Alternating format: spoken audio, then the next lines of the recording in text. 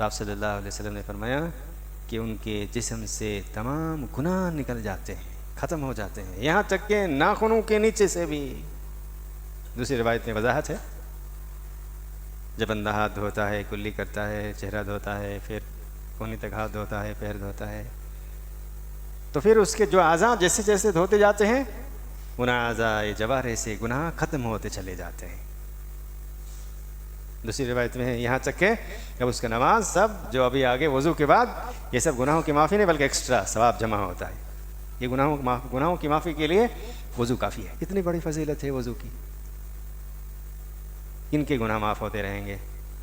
جو نماز پڑھیں گے نا، جو نماز پڑھیں گے وہ نا، جو نماز نہیں پڑھیں گے ان کا گناہ تو جمع ہوتا ہی چلا جاتا ہے، اتنا جمع ہو جاتا ہے کہ پھر پورا دل کالا ہو جاتا ہے نا۔ حدیث سنے نبی صلی اللہ علیہ وسلم کی، گناہ ہوتا ہے، جمع ہوتا ہے، دل کالا ہوتا چلا جاتا ہے، پھر گناہ کرتا ہے، دل اور کالا ہوتا ہے، سیاہی بڑھتی ہے یہاں تک کہ دل پورا سیاہ ہو جاتا ہے، کالا ہو جاتا ہے، پھر سل لگا دیا جاتا ہے نا۔ تو گناہ پر گناہ، نماز چھوڑنا گناہ ہی ہے، بہت بڑا گناہ، گناہ کبائر میں سے ہے۔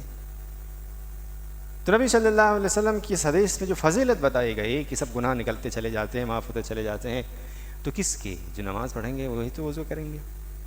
اور نبی نے کیا کہا؟ احسن طریقے پر وضو کرے، تب کنڈیشن ہے، شرط ہے، منمانی وضو کرنے سے نہیں، ہم جیسا چاہیں ویسا نہیں، ہر اعضاء میں الگ الگ دعا ملائیں، نبی صلی اللہ علیہ وسلم سے ثابت نہیں۔ گردن کا مسح نبی صلی اللہ علیہ وسلم سے ثابت نہیں۔ 3 بار مسح کرنا نبی صلی اللہ علیہ وسلم سے ثابت نہیں۔ جو نبی کا طریقہ ہے صحابہ کرام نے کر کے دکھایا، اس طریقے پر یہ فضیلت، اس طریقے پر فاحسن الوضوء، جس نے احسن طریقے سے صحابہ کرام نے جیسے بتایا ہے کر کے، عمل کر کے، ویسا اس طریقے پر اگر کوئی شخص وضو کرتا ہے اور پھر اس کے بعد نماز پڑھتا ہے تو وضو ہی میں سارے گناہ معاف ہو جاتے ہیں۔ محدثین کا اس بات پر اتفاق ہے کہ یہ گناہ صغائر ہیں۔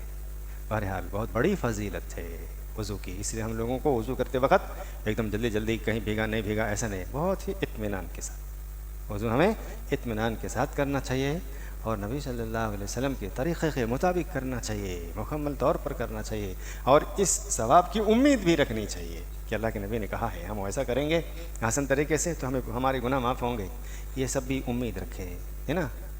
عمل قرآن و سنت کے مطابق بھی ہو اور اللہ کی ذات سے ثواب اجر کی امید بھی رکھتا ہو، تبھی تو کوئی بھی کام آپ جب کریں تو نیت ہونی ہی چاہیے کیا کہ عمل نبی کے طریقے کے مطابق ہو جو اسلام نے سکھایا، اور اس کے بدلے میں اللہ دے گا، اللہ کی ذات سے امید رکھے، ثواب کی امید رکھے، اجر کی امید رکھے۔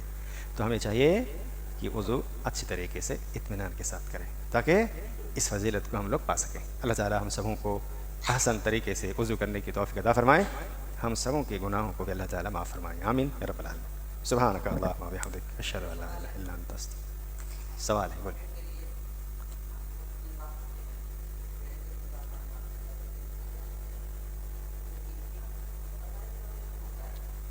وضو کرتے وقت، سوال ہے وضو کرتے وقت 3 بار دھونا چاہیے، تو کیا 3 بار دھونا ضروری ہے یا اس سے کم بھی کر سکتے ہیں، ہے نا۔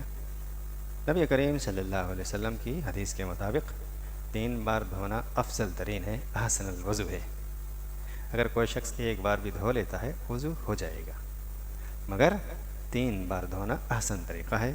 نبی صلی اللہ علیہ وسلم کا یہی طریقہ آپ نے ایسا ہی سکھایا ہے، صرف سر کا مسح اور کان کا مسح 1 بار ہے، باقی 3 بار۔ رہی بات جو ہم لوگ نل میں وضو کرتے ہیں تو 3 بار اور 1 بار کی بات ہی نہیں آتی ہے، پانی بہہ رہا ہے تو ہمیں کیا کرنا چاہیے، اچھی طرح سے بھگو لینا چاہیے، نل کے نیچے پانی ہاتھ رکھتے ہیں پورا بھیگ جاتا ہے۔ برکیف آپ کا جو سوال تھا کہ 3 بار یا پھر کم میں بھی ہو جائے گا، کوئی 1 بار بھی دھو لیتا ہے، 2 بار بھی دھو لیتا ہے تو وضو ہو جائے گا، مگر احسن طریقہ 3 بار دھونا ہے، 3 بار سے زیادہ نہیں دھونا ہے، یہ یاد رکھنا ہے، یہ فضول ہے نا، 3 بار سے زیادہ نہیں کرنا ہے، یہ اچھی بات ہے، یاد رکھیے کہ 3 بار سے زیادہ نہیں کرنا ہے، 3 بار